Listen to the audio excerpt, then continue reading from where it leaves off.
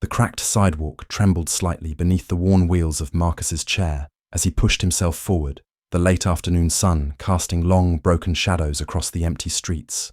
Milo, his tiny Yorkie, trotted dutifully beside him, a small island of loyalty in a sea of cold stares and whispered words.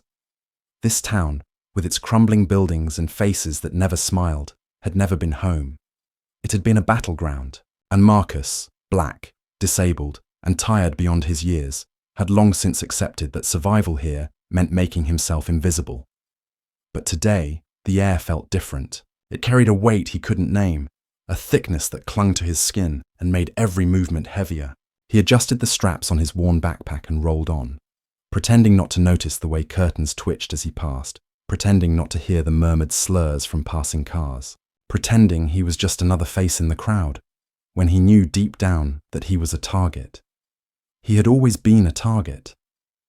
The park came into view ahead, its battered playground equipment swaying slightly in the wind. It wasn't much, but it was the only place where Marcus could breathe, even if only for a little while. He smiled down at Milo, who wagged his tail eagerly, oblivious to the weight pressing down on his best friend's chest. As they crossed into the park, Marcus let out a breath he hadn't realized he was holding. The trees creaked softly in the breeze, and for a moment, just a moment, he allowed himself to believe that peace was possible, that maybe today would be different. He rolled toward their usual bench, the one tucked beneath the largest oak tree, and parked himself there, letting the shade cool his skin. Milo leapt onto his lap, licking his chin, making him laugh despite the knot of tension still coiled in his stomach. But peace, he would soon learn, was not meant for boys like him. The low rumble of engines shattered the stillness, growing louder, heavier, until the ground itself seemed to hum with dread. Marcus's heart stuttered as he turned toward the sound. 3 motorcycles roared into the park, their chrome gleaming cruelly in the afternoon light. The bikers were easy to recognize. Leather jackets, heavy boots, and patches stitched into their clothes that made Marcus's blood run cold. Symbols of hate. Symbols that spoke louder than words. Marcus lowered his gaze, instinct screaming at him to stay small, to stay silent. Milo growled softly, sensing the danger instantly, but Marcus hushed him with a trembling hand. Maybe they would leave him alone. Maybe they would just pass through. But deep down, he already knew the truth. The bikes rumbled to a stop a few yards away. The men dismounted, their boots thudding against the cracked pavement. One of them, a massive figure with tattoos snaking up his arms, pointed directly at Marcus and laughed. "Well, would you look at that?" the biker said, his voice carrying easily through the park. "A little lost cause, sitting all pretty with his mutt." The others laughed, the sound harsh and ugly, slicing through the air like knives. Marcus tightened his grip on Milo, every muscle in his body locking into place. He could run in his dreams. He could fight in his mind. But here, in this moment, reality was heavier than hope. The bikers began to walk toward him, their smiles twisted, their steps slow and deliberate, like wolves circling wounded prey. Marcus knew he couldn't outrun them. He couldn't overpower them. All he could do was pray. But in a town like this, prayers were often left unanswered. Marcus tightened his arms around Milo, feeling the tiny dog's trembling body press against his chest as the bikers closed in. Their boots crunched over the dry gravel, slow and heavy, as if they were savoring every second. The leader, a thick-set man with a cruel smile and a patch that read Blood Brotherhood, swaggered forward and squatted down in front of Marcus, so close he could smell the stale beer on his breath. "Well, look what we got here," the man drawled, eyes glinting with malice. "Little lost cripple thinks he owns the park." The others chuckled darkly behind him, arms crossed over leather jackets, tattoos snaking across their skin, Confederate flags, iron crosses, and other hateful symbols proudly displayed for anyone to weigh. See, Marcus forced himself not to flinch, not to pull back even as every instinct in him screamed to get away. "I was just leaving," Marcus said, his voice steady, though he could feel the tremor racing beneath the surface. He tried to angle his chair away, but the second biker, taller, thinner, his face half covered in a scraggly beard, stepped forward and kicked the front wheel lightly, spinning Marcus sideways. Not so fast, he sneered.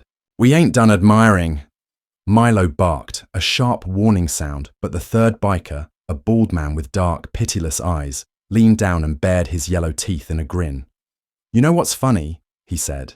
Dogs always think they're tougher than they are, just like their owners. He reached out suddenly, grabbing Milo by the scruff of the neck. The little Yorkie yelped in panic, his legs scrambling mid-air. Stop! Marcus shouted, pushing his chair forward. But the leader shoved him back with a hard hand against his chest, laughing. You think you can give orders around here, boy? He spat the last word like it was something filthy. You ought to know your place. With a cruel chuckle, the bald biker tossed Milo roughly onto the grass a few feet away. The dog hit the ground hard and whimpered, struggling to stand. Marcus's heart shattered at the sound.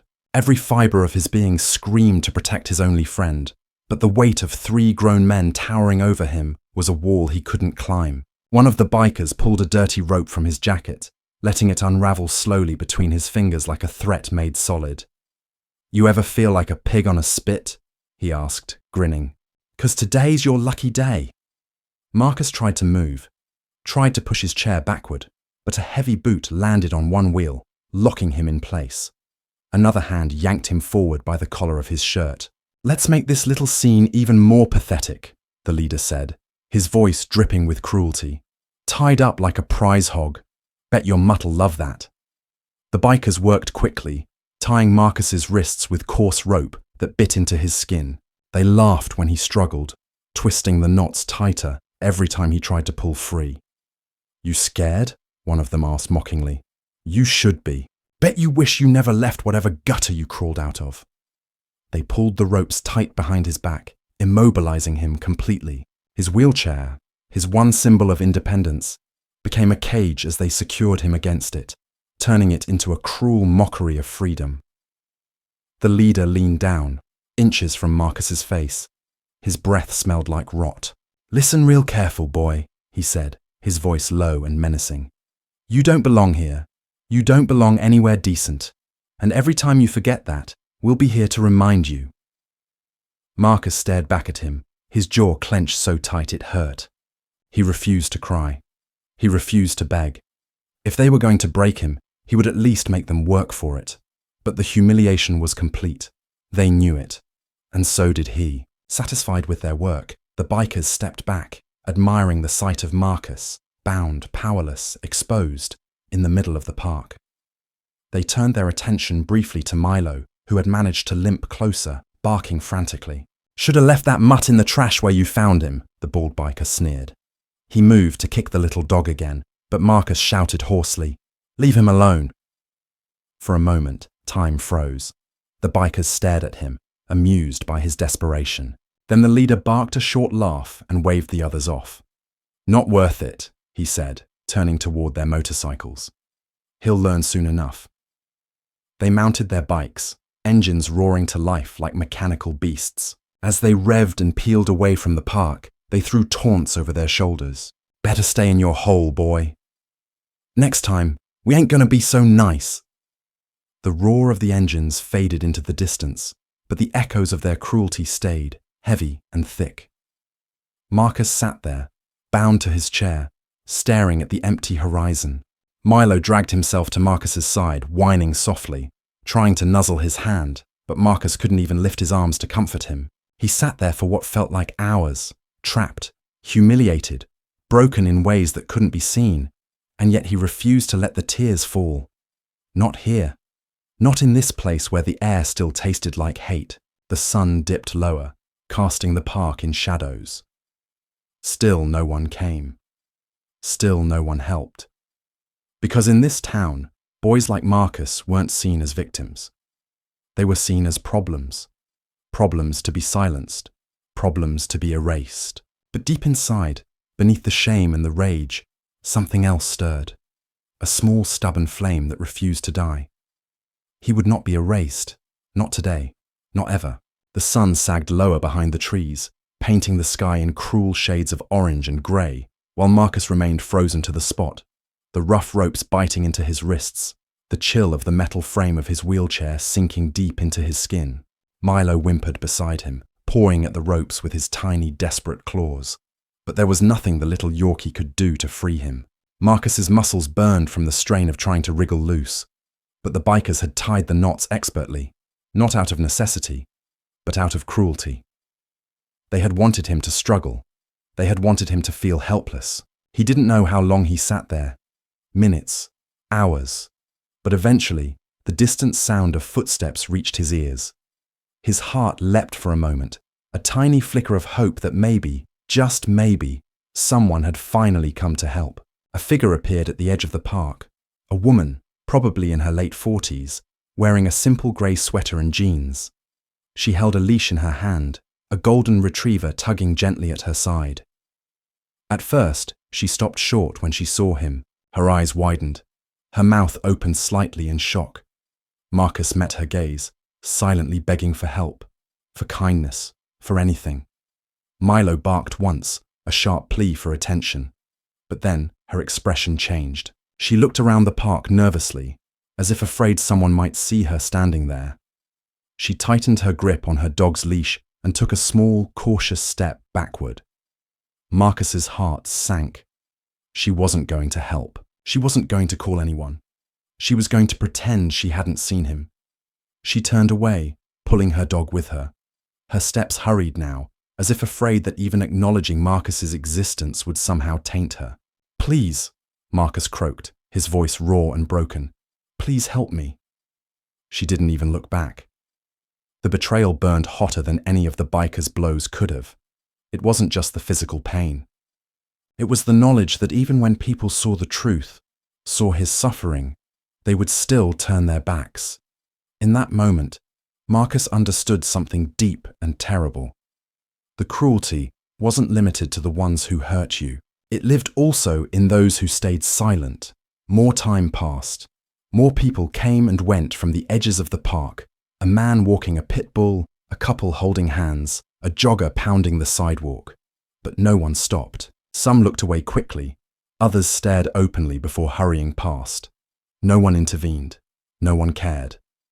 After what felt like an eternity, a group of teenagers on skateboards rolled into the park, their laughter sharp and grating. Marcus's stomach twisted with dread. They spotted him immediately. One of them, a boy in a baseball cap, turned backward, laughed loudly. "Yo, check this out! Somebody forgot their toy!" The others joined in, jeering as they circled around Marcus like vultures. One of them skated up close, tapping Marcus's wheelchair with the nose of his board, sending a jolt through his frame. Milo barked furiously, positioning himself between Marcus and the skaters, but they only laughed harder. "Where's your keeper, man?" one sneered. "You out here begging for change or something?" Another leaned down, close enough that Marcus could smell the sourness of cheap candy on his breath. "Bet you cried when they tied you up, huh? Bet you liked it." The laughter roared around him, loud and ugly, drowning out the blood pounding in Marcus's ears. He said nothing. He didn't respond. He had nothing left to give them. The skaters grew bored eventually, kicking up dust as they rode away, their laughter echoing behind them like a scar across the quiet evening. Marcus sat in the settling darkness, the humiliation heavier now than ever before. He was a prisoner, not just to the ropes binding him, but to a world that had already decided he was worthless. A world that would sooner mock his suffering than lift a hand to help. Milo whined and pressed closer, his tiny frame a trembling shield. Marcus lowered his head and let his eyes close. He felt something hot and wet slide down his cheek, but he refused to sob aloud. He refused to give the night that satisfaction. He didn't know how he was going to get free. He didn't know if anyone was ever going to come, but he made himself a promise right then, in the silence and the shame. If he ever got out of this, if he ever had the strength to stand up again, no matter how broken, no matter how unwanted, he would make them see him. He would make them hear him, even if the whole world wished he would disappear. Let's take a small pause in our story. We would love to hear from you in the comments. Tell us where you are listening from and if you have ever experienced or witnessed something similar in your life. Your stories and voices matter to us more than you can imagine. If you are finding this story powerful, please consider subscribing to our channel to stay connected and support what we are building together. Now, let's continue. The night was creeping in now, thick and cold. smothering the park in a heavy silence. Marcus sat there, shivering, his arms numb from the tightly bound ropes, his spirit battered and bruised. Milo stayed pressed against his side, refusing to leave, his small body tense and alert. Every noise, every crunch of gravel, every rustle of leaves sent Marcus's heart into his throat. Every second stretched painfully into the next. And then he heard footsteps again, heavy, deliberate, too slow to be casual. Out of the darkness, a man appeared, tall, wearing a stained jacket and scuffed boots. He stopped a few feet away, squinting at Marcus like he was trying to decide if he was even worth approaching. His face was lined with wear, but there was something sharp in his eyes, something that made Marcus's stomach twist uncomfortably. The man stared for a moment longer, then finally spoke. "What happened to you, boy?" Marcus swallowed, his throat dry. "Please, help me. They tied me up," he rasped. "Please." The man stepped closer, his boots scraping over the cracked pavement. He looked Marcus up and down, from the frayed edges of his jeans to the way Milo whimpered protectively at his side. There was no pity in his expression, only calculation. "You get yourself into trouble, huh?" he said with a slight smirk. "Not surprising. Your kind always find a way to stir things up." The words hit harder than any punch. Marcus bit down on the bitterness rising in his chest. He had no choice. He needed to get out of these ropes. He needed to get home. "Can you untie me?" Marcus asked, his voice barely more than a whisper. The man chuckled. A low, unpleasant sound.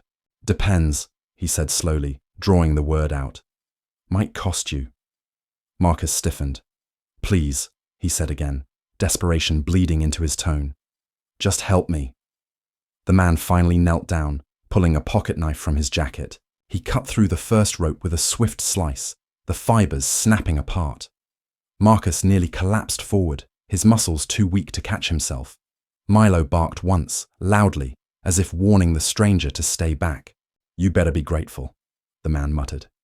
"Ain't every day someone wastes their time on the likes of you." He moved to the second rope, cutting it free, and Marcus gasped in relief as feeling began to return to his fingers. He gripped the arms of his wheelchair, struggling to sit upright. Every movement sent sharp jolts of pain shooting through his limbs, but he gritted his teeth and forced himself to stay steady. The man stood again, towering over Marcus. He wiped the blade of his knife on his jeans, watching Marcus like a hawk circling a wounded animal. "You should be more careful," the man said. "World don't take kindly to kids like you thinking they can walk around free." Marcus lifted his head, meeting the man's gaze. His face burned with humiliation, but somewhere deep inside, a flicker of defiance stirred. He wanted to say something, wanted to shout that he had as much right to be here as anyone else, but he knew better. He simply nodded, too exhausted to fight, too determined to survive. The man turned and walked away without another word, leaving Marcus to gather himself. Milo leapt into his lap, licking his face urgently, and for the first time that night, Marcus allowed himself a weak, broken laugh. He adjusted himself in his chair and began the slow, painful journey home. Every push of the wheels was agony. His muscles screamed. His heart thudded heavily in his chest, but he kept moving. As he rolled through the streets, the few people he passed, the ones who had chosen to ignore his suffering earlier, looked away. They didn't want to see him, didn't want to acknowledge what had happened. It was easier for them if he remained invisible, easier to pretend everything was fine. When he finally reached his small apartment building on the edge of town, Marcus struggled up the ramp, his arms shaking with effort. He pushed through the door and into the dim, stale air of the lobby. No one greeted him. No one asked what had happened. He was alone. Inside his apartment, Marcus collapsed into the old, battered couch. Milo jumped up beside him, curling into his lap. In the quiet, the weight of the night crashed down on him. The hatred, the violence, the cruel indifference. Tears slid down his cheeks, hot and silent. He didn't cry because he was weak. He cried because he was strong, because he had survived another day in a world that seemed determined to crush him. But deep down, he knew he couldn't keep surviving like this. Something had to change. And next time, When the world tried to silence him, Marcus promised himself he wouldn't beg for help. Next time, he would make them hear him, even if it tore him apart. The next morning, the bruises on Marcus's wrists were raw and purple, the skin broken where the ropes had bitten deep. His arms ached, his shoulders ached, but nothing hurt more than the hollow feeling in his chest. Sleep had not come easy. Every time he closed his eyes, he saw their faces again. The bikers, the teenagers laughing, the woman who had turned her back, the man who helped him only to humiliate him again. But he wasn't going to disappear, not this time. Marcus booted up the old laptop that sat on the chipped desk near the window. Its fan whined loudly, protesting its age. He opened a blank document, his fingers hovering over the keyboard. For a long time, he didn't move. Words felt useless after everything he had endured. But he had to try. He had to be seen, even if it was only once. He began to type. Slowly at first, then faster. He wrote down everything, every insult, every moment of fear, every humiliation. He wrote about how they laughed when they tied him up, how they threw his service dog like he was nothing, how the town had watched and stayed silent, how the only help he had received came with more cruelty attached. When he finished, he posted it to social media, attaching a picture of the bruises on his wrists and a photo of Milo's bruised ribs. He didn't add hashtags. He didn't plead for attention. He just wrote one sentence at the end. This is what survival looks like when you're black, disabled, and unwanted. He didn't expect much. He barely expected anyone to notice. But within hours, the post exploded. Hundreds of shares, thousands of comments. Some filled with compassion, rage, and solidarity. Others, uglier ones, came faster, spilling out the same poison he had always known was there, lurking just beneath the surface. Should have stayed home where you belong. Probably provoked them, always playing the victim. Another cripple looking for pity. The racism wasn't even thinly veiled anymore. It was open, violent, cruel. Some users posted memes mocking his disability. Others accused him of lying, fabricating the entire story for attention. The more Marcus scrolled, the heavier his chest grew. He felt exposed, raw, like he had ripped open his wounds and handed them to the world just to have them spat on. But there was something else too. A growing current of outrage, people sharing his story far beyond his small town. Activist groups began to repost his words. Lawyers reached out, offering to help pro bono. Journalists requested interviews. It seemed like for the first time, people were willing to listen, and that terrified the town. Within a day, Marcus's landlord knocked on his door with a warning look. "You're bringing a lot of bad attention," the man said, his voice low and thick with disapproval. "This is a peaceful community. We don't need troublemakers here." Marcus stared at him, disbelief and anger coiling in his gut. Trouble. That was what they thought he was. Not a victim, not a survivor, just trouble.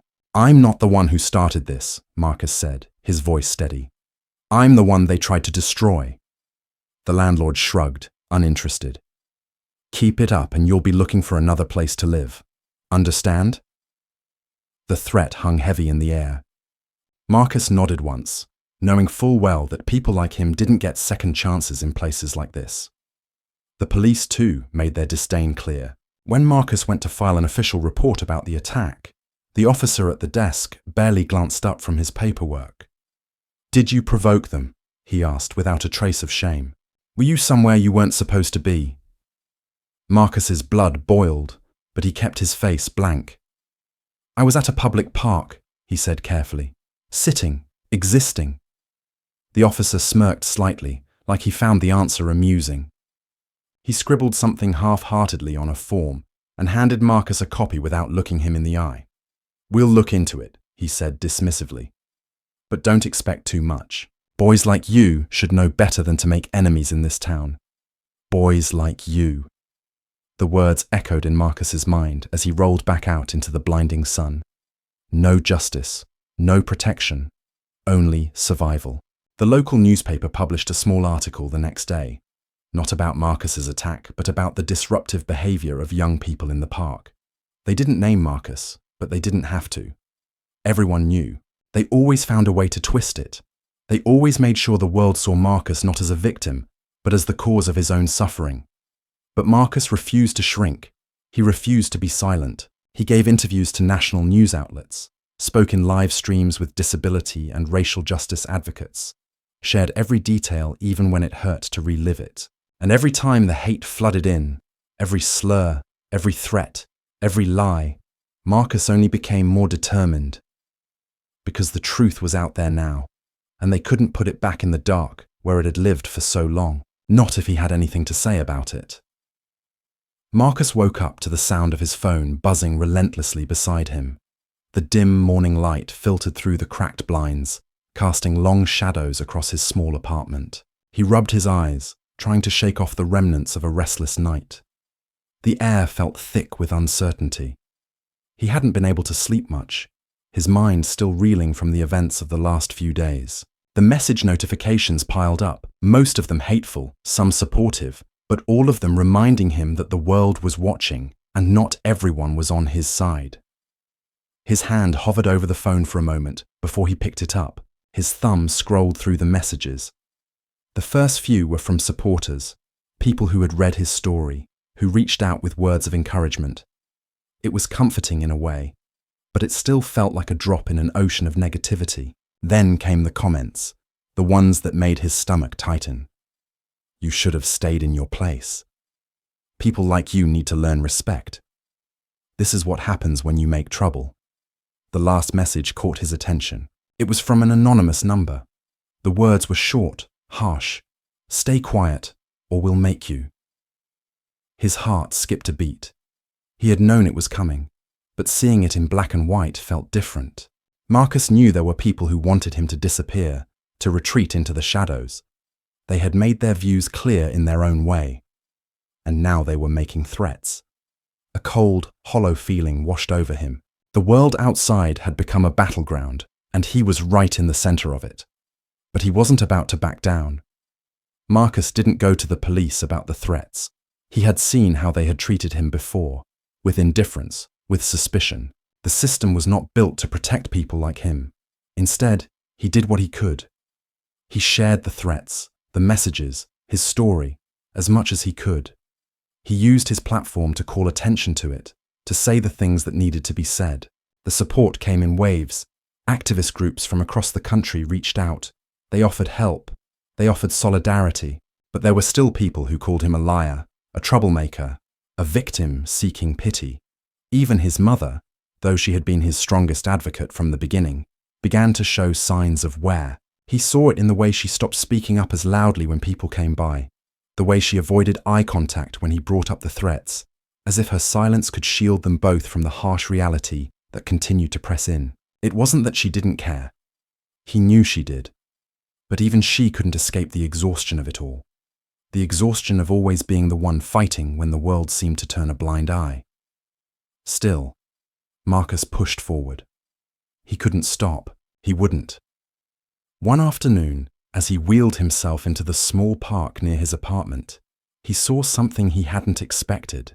The bikers, the same ones who had hurt him weeks ago. They were sitting on their bikes in the same spot, laughing and talking in low voices, the leather of their jackets glinting under the sun. Marcus froze. A deep, sinking feeling filled his chest. His first instinct was to turn around, to escape before they saw him. But he couldn't. He couldn't show fear, not now. He took a breath, the familiar weight of anxiety pressing against his ribcage, and wheeled himself forward, his eyes focused on the path ahead. He didn't make eye contact with them. He didn't acknowledge them. His heart pounded, and his hands gripped the wheels of his chair tightly.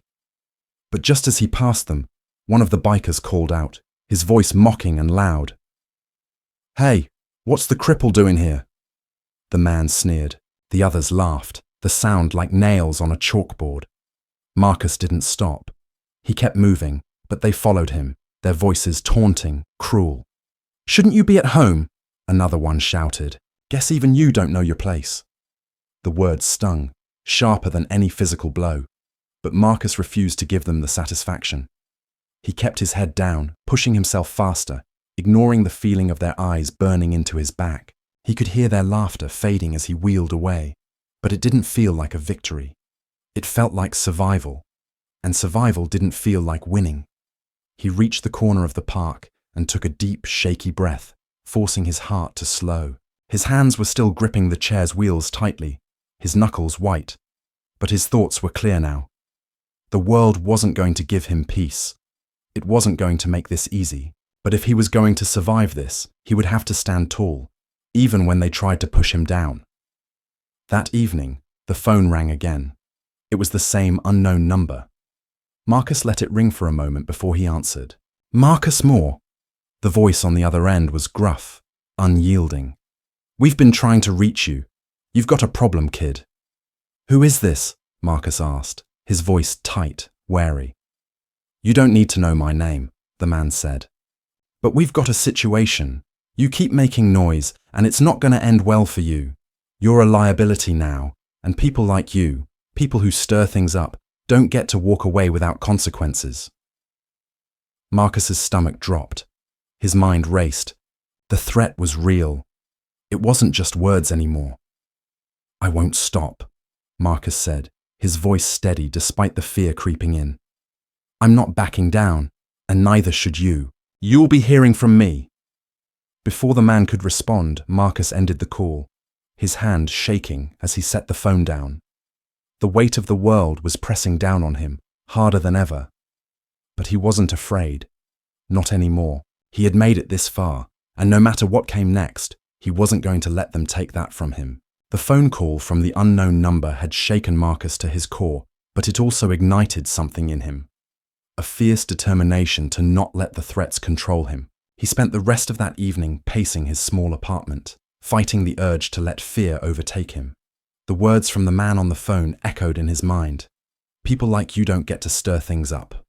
It wasn't just a threat, it was a reminder of his place, of the world's expectations for someone like him. But Marcus refused to play by those rules anymore. He refused to be invisible. The next morning, Marcus decided to take a step he had been avoiding. He would confront the hate directly. The news coverage about his story had died down, but he could still feel the ripple of his words reaching the corners of the internet. His post had sparked outrage, both positive and negative. Supporters had rallied behind him, but the trolls, the racists, the ones who felt threatened by his truth, had made their voices heard too. Now it was time to turn up the volume. Marcus logged into his social media accounts, his fingers trembling slightly. He began typing, "This fight isn't just mine. It's for everyone who's ever been silenced, ignored, and pushed aside." He shared the threats he had received, the racism he had faced, and the refusal of his town to stand with him when he needed it most. He called out the bikers, not just for what they had done to him, but for the power they held in a society that allowed their hatred to fester without consequence. His words were direct, raw, and filled with the weight of everything he had been carrying. And then, after a long pause, he hit post. The response was immediate. More messages, more comments, more eyes on him. Some were from familiar faces in his town, people who had remained silent when he was in the park. Others were strangers, eager to defend him or speak out against the hate. But as he scrolled through the replies, his stomach churned. The ugliness was still there. "You're just looking for attention. Why don't you just move on? No one cares about your story." But it wasn't just the online comments. The hate had already spread beyond the internet. That afternoon, Marcus went to the local grocery store. He had hoped for a quick, uneventful trip, just to get some food and go back to his apartment. But as he wheeled his chair down the aisles, he felt the eyes on him, the whispers behind his back. It wasn't just the teenagers anymore. It was the adults, the ones who had never seen him as anything but a problem. He was at the checkout line when it happened. "Look at him," a voice sneered. Marcus turned slowly, his heart sinking as he recognized the man standing a few feet away. It was one of the bikers, the one who had been the most aggressive in the park. His eyes were cold, his lips curled into a smirk. "What do you want?" Marcus asked, his voice steady, though his hands trembled on the wheels of his chair. The biker didn't answer right away. He just leaned against the aisle, arms crossed. His gaze flicked from Marcus to the cashier, to the other customers who were now watching. "You should stay in your lane, kid. You're stirring up too much trouble." Marcus's blood boiled, but he didn't react. He refused to give him the satisfaction. The cashier shifted uncomfortably, clearly caught between wanting to do something and fearing the biker. But Marcus wasn't looking for help from them. He was looking for something bigger, something more permanent. "I'm not going anywhere," Marcus said, his voice clear, his back straight. "Not until people like you understand that I belong here, just like everyone else." The biker stepped closer, his boots heavy on the floor. He leaned down, his face inches from Marcus's. "You'll learn your place soon enough," he muttered, before turning and walking out of the store, leaving the air thick with tension. Marcus stayed where he was for a moment, taking in deep breaths. The anger, the humiliation, the fear. They all pressed against his chest like a weight he couldn't shake off. But there was something else now, something different. The biker had thought he could intimidate Marcus, thought he could make him feel small again. But Marcus wasn't small, he wasn't invisible. He had already been seen. The store clerk gave him a sympathetic glance but said nothing. He could feel the unspoken weight in the air, the feeling that nothing was really going to change. People like Marcus were never truly safe. Not here, not anywhere. But even as he left the store, even as the whispers followed him through the parking lot, Marcus was resolute. This was far from over. That night, after everything had settled, Marcus received another message. This time, it wasn't just from anyone. It was from a local journalist who had been following his story. The journalist had heard about the encounter at the store, and while the details of what had happened hadn't been fully reported, the reporter wanted to know more. They wanted to know if Marcus was willing to talk. It felt like an opportunity, a way to finally expose everything: the silence, the indifference, the deep-seated racism that had flourished unchecked, the chance to speak to a wider audience, to be heard by people who could help make real change. But there was a part of Marcus that hesitated. He had already given so much of himself, exposed so much of his pain. Was it worth it? Would the world listen, or would they just turn away again? Would it only bring more threats, more hate?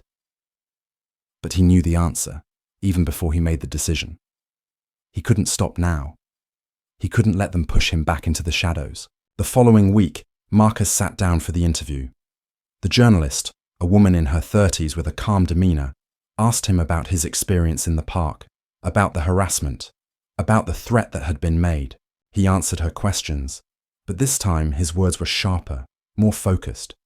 He spoke not just about what had happened to him, but about what needed to change, about the systemic issues, the way people like him were pushed aside, the way hate was allowed to fester. "I don't want to be a symbol," Marcus said, his voice strong. "I want to be heard. I want people to understand that this is bigger than me. It's bigger than any one person. It's a system that needs to be broken." When the interview ended, the journalist promised that the story would be broadcast. Marcus felt a fleeting sense of relief. He had shared his truth. He had exposed the darkness for the world to see, but he knew this was only the beginning. The storm was building, and he was at the center of it. The storm clouds had been gathering for weeks. Marcus felt it in the air, the tension crackling like electricity, and now, as the sun began to set behind the tall buildings of the town, he knew the time for silence was long past.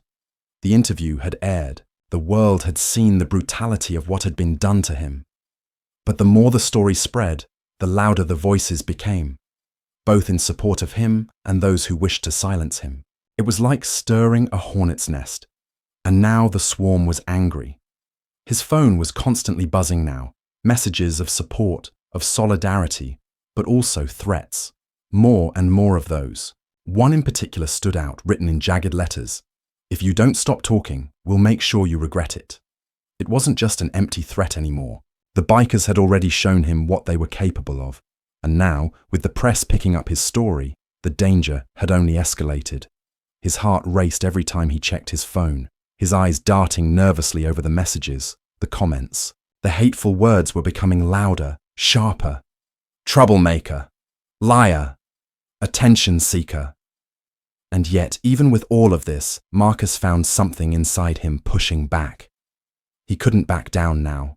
The night after the interview aired, Marcus sat on the worn couch in his apartment, the lights dim, and Milo nestled in his lap, calm against the storm of his thoughts. His mother had gone to bed hours ago, exhausted from the emotional toll, but Marcus wasn't tired.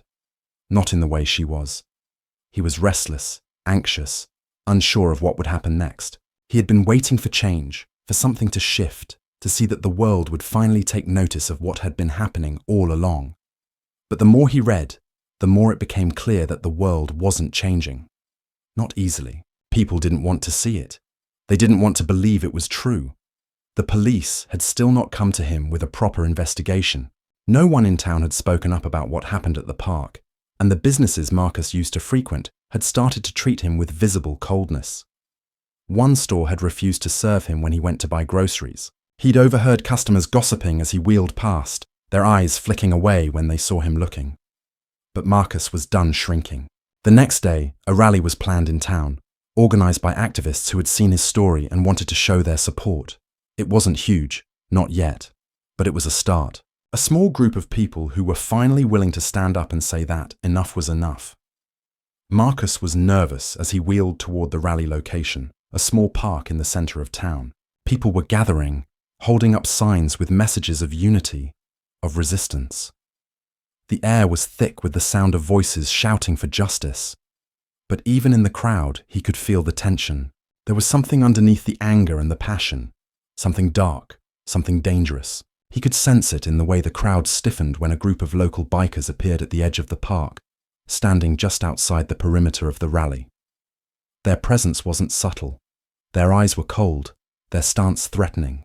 For a brief moment, Marcus froze. He had seen these men before, the same bikers from the park. And now they were here, standing on the fringes of the protest, watching with contempt. Marcus had hoped they would back down, but the more he looked at them, the more he realized they were there to send a message. They weren't just watching, they were daring him to do something. One of them, the same one who had kicked Max in the park, stepped forward, his face a mask of anger. "This is your doing, isn't it?" he sneered, stirring up trouble, making everyone uncomfortable. Marcus didn't flinch, he didn't back down, but as the biker stepped closer, a chill ran through him. The crowd around them had started to notice. The whispers began, the murmurs.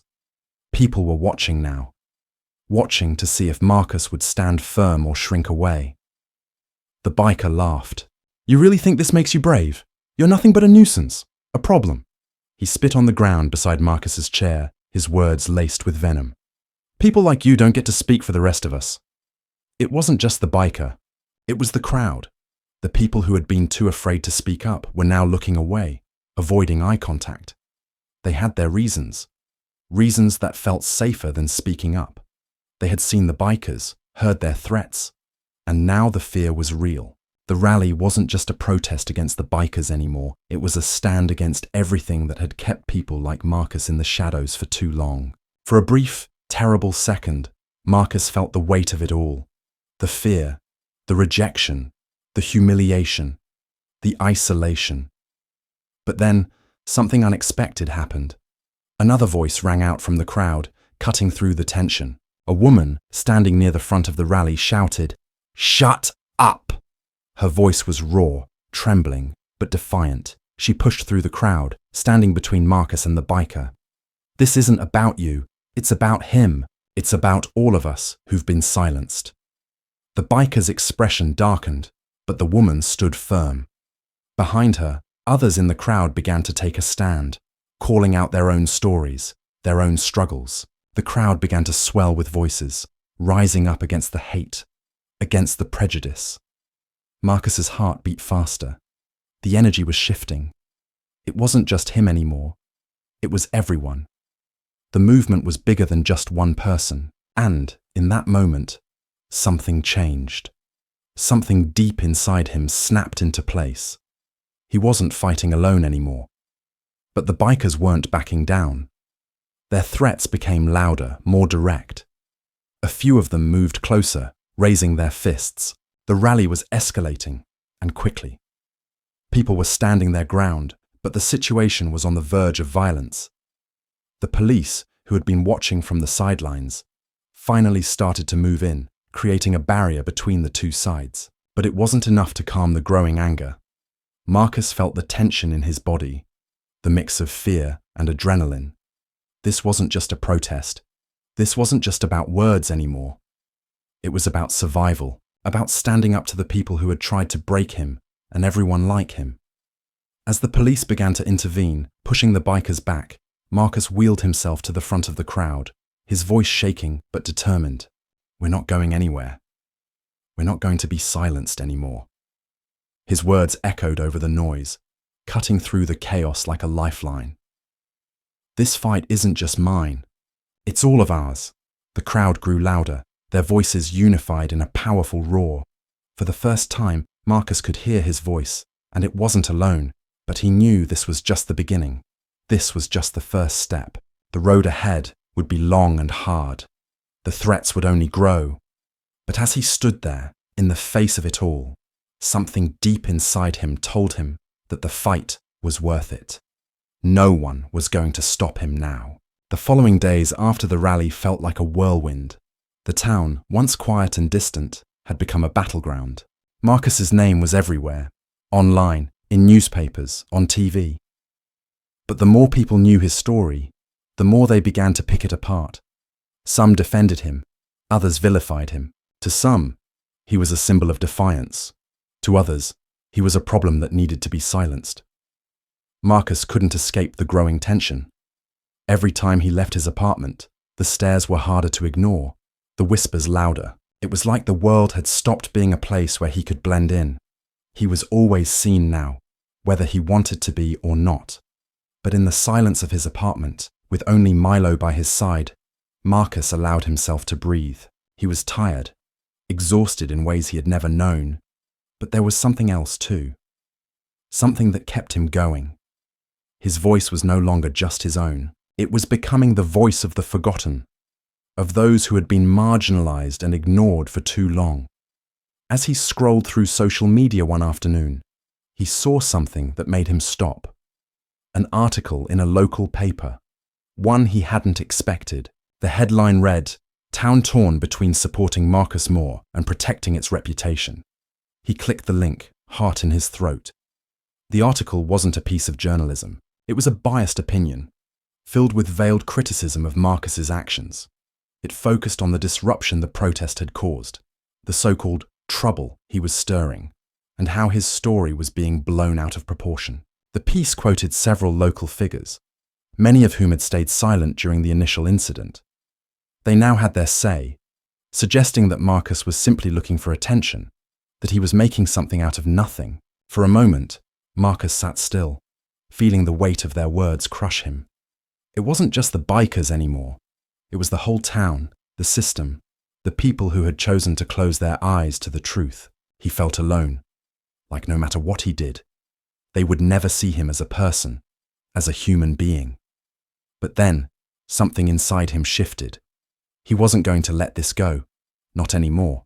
He couldn't afford to. Not for himself, not for anyone else who had ever been told they didn't matter. He turned off the computer, his mind racing. There had to be a way to fight back, to make sure the world saw what was happening. He had spoken his truth, but now it was time for something bigger. It was time to push forward. Marcus reached out to the activists who had supported him in the past. He began to organize. He called local organizations, spoke to those who had been silenced by their own fears. There were many people who were afraid to speak up, afraid of the backlash, afraid of what would happen if they took a stand. But he knew that without a collective voice, nothing would change. And then, something unexpected happened. A few days after the article was published, a lawyer reached out to him. It was someone who had been following the case from the beginning, someone who had seen the injustices that had been done to Marcus and to others like him. The lawyer offered to help, to take the case to court. At first, Marcus wasn't sure if he could trust this. It sounded too good to be true. But after several conversations, the reality began to set in. He could fight back in ways he hadn't considered. This wasn't just about speaking out anymore. It was about taking the fight to the legal system, about holding the town accountable for its actions. But as soon as the decision was made to move forward, the stakes grew higher. The backlash was swift. As Marcus worked with the lawyer, preparing for the upcoming case, the town seemed to turn against him even more. People began to avoid him on the street. The whispers grew louder, the threats more direct. A car had followed him home one evening, the driver's face hidden behind tinted windows. He had received more threatening phone calls, and one night, someone had left a bag of dog feces on his doorstep. It wasn't just the bikers anymore. It was the town. The entire community seemed to have turned against him. They saw him as a troublemaker, a source of shame. They wanted him to stop, to be silent, to disappear. But Marcus wouldn't. He couldn't. Not now. Not after everything that had been done to him. He called another meeting with the activists. It was small, just a handful of people who had continued to support him through the chaos. They gathered in a small, rented room in a community center. The atmosphere tense, but hopeful. "People are scared," Marcus said, looking around at the faces of those who had chosen to show up. "But if we don't stand together, nothing will ever change. We can't let them intimidate us anymore. We can't let them silence us." There was silence in the room for a moment, but then a woman, one of the activists who had been supporting him from the start, stood up. "You're right," she said, her voice firm. "We've been silent for too long, but we have to make sure people see this. We can't let them erase us. We can't let them erase you." And that was the turning point. It wasn't just Marcus anymore. It wasn't just about him standing up. It was about everyone who had been told their voice didn't matter, about everyone who had been pushed to the margins. Together, they could make a stand. Together, they could change the world. The rally was planned for a week later. It wasn't a protest against any one person, but a demonstration for change, for the recognition that people like Marcus, people who had been overlooked and discarded, deserved to be seen and heard. But just as the rally began to take shape, Marcus received another message. This time, it wasn't from an unknown number. It was from someone he knew, someone who had remained silent up until now. It was the local police officer who had brushed him off when he first reported the attack at the park. The message was brief. "You're making things worse. You don't know what you're up against. Don't take this further." Marcus stared at the words, feeling the weight of them press down on him. The message was clear. The system that was supposed to protect him was complicit in the very things he was fighting against. But he wasn't going to back down. The rally took place, and it was powerful. People showed up from all walks of life, all united in a single message. Enough was enough. The police tried to break it up, but the crowd didn't scatter. They stood their ground. They were heard. And for the first time, Marcus felt like the world was finally listening. The weeks that followed the rally were filled with tension, but also an unexpected sense of strength. Marcus had expected more resistance, more hate. But what surprised him was the quiet but powerful support that came from all corners of the town. People who had once turned a blind eye were now starting to speak out, in small ways, in ways that mattered.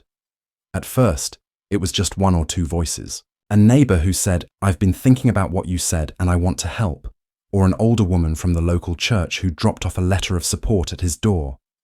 But it wasn't just the individuals. The message was growing. The news stories continued to circulate. People who had watched from the sidelines were beginning to join in the fight for change.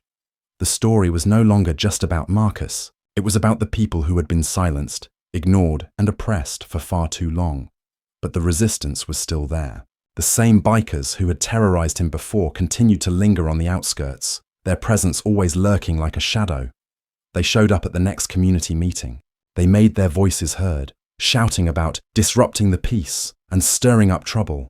It was as though they couldn't bear to see the town change, to see someone like Marcus stand up and demand recognition. And that's when Marcus realized something. The battle he was fighting wasn't just with them. It wasn't just with the bikers or the small-minded individuals who still believed in their outdated views. It was with a system that had allowed this kind of hatred to spread. A system that made it difficult for anyone who wasn't like them to have a voice. But Marcus wasn't backing down. He had learned something important over the past few weeks. That silence only perpetuated the problem, and he couldn't keep quiet anymore, not when there were so many people who felt the way he did, but hadn't found the courage to speak up. He wasn't just a victim. He was a part of a larger movement now.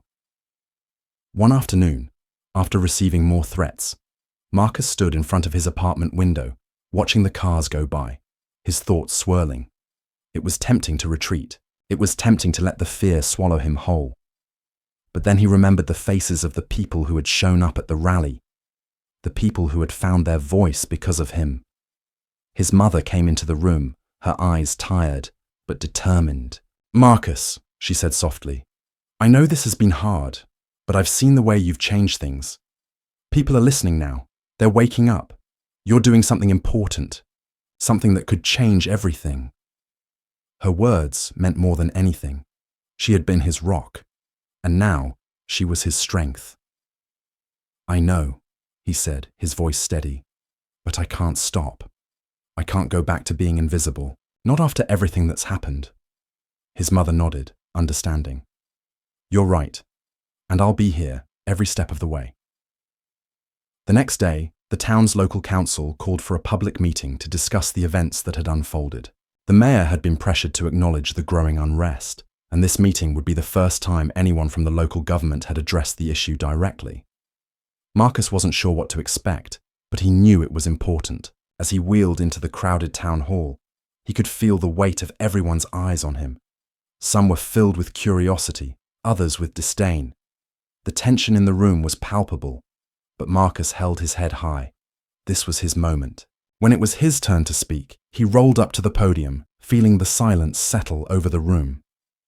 He looked out at the faces in front of him, at the people who had either supported him or rejected him, and he spoke. "I didn't ask for any of this," Marcus began, his voice firm but calm. "I didn't ask to be dragged into the spotlight. But the truth is, I'm tired of being silenced. I'm tired of being ignored. And I know I'm not the only one. There are so many people in this town who feel the same way, who are afraid to speak up because they don't think anyone will listen. But I'm here to tell you that we will be heard." He paused, letting his words sink in. His hands were steady on the wheels of his chair, his eyes unwavering. "This isn't just about me," he continued. "This is about all of us. This is about creating a community where everyone, no matter their race, their background, their disabilities, or their struggles, can feel safe. Where we can stand together, not in fear, but in unity. And if we want things to change, we have to start by listening to each other. We have to make sure that no one is left behind, no one is silenced. That's how we build a real community." The room was quiet, but Marcus could see the subtle shift. People were nodding, eyes were beginning to open, and for the first time in a long while, he didn't feel alone. There were others who felt the same way, who were ready to stand up and speak out. The mayor stood up, adjusting his glasses. "Thank you, Marcus," he said, his voice surprisingly soft. "I think you've made a lot of people here think, and I can't speak for everyone, but we're going to have to start doing more to address these issues. We've let things go too far for too long." It wasn't a perfect resolution. It wasn't a guarantee that things would change overnight. But it was a start, a small but crucial step toward making the town a better place for everyone. The weeks that followed were not easy. The bikers continued to make their presence felt, trying to intimidate and disrupt the progress Marcus was fighting for. But the community continued to rally behind him. People who had been silent before were now speaking up, showing their support. The local media began to pay attention, giving Marcus's fight a broader platform. And though the hate didn't stop, the movement for change grew stronger every day. Marcus knew the road ahead wouldn't be easy. There would be more challenges, more obstacles. But he also knew one thing for sure. He would never stop fighting. Not for himself, not for anyone who had been pushed to the margins, who had been ignored or erased. Because now, for the first time in his life, Marcus could see the world shifting. The storm was still raging, but it wasn't a storm he was running from. It was one he was learning to face head-on. And with each step he took, with each voice that joined his own, the world couldn't ignore him anymore. We would love to hear your thoughts on this story. What do you think about Marcus's journey, and the challenges he faced. Have you experienced or witnessed racism in your own life? Your opinions are incredibly important to us, and we deeply value each and every one of you. If you enjoyed this story, please consider subscribing to our channel and liking this video. Your support means the world to us. Wishing you a great day ahead. If you listened all the way to the end, please leave a comment with the phrase "I stand with Marcus" so we know you stayed with us until the very last word. Thank you for your time.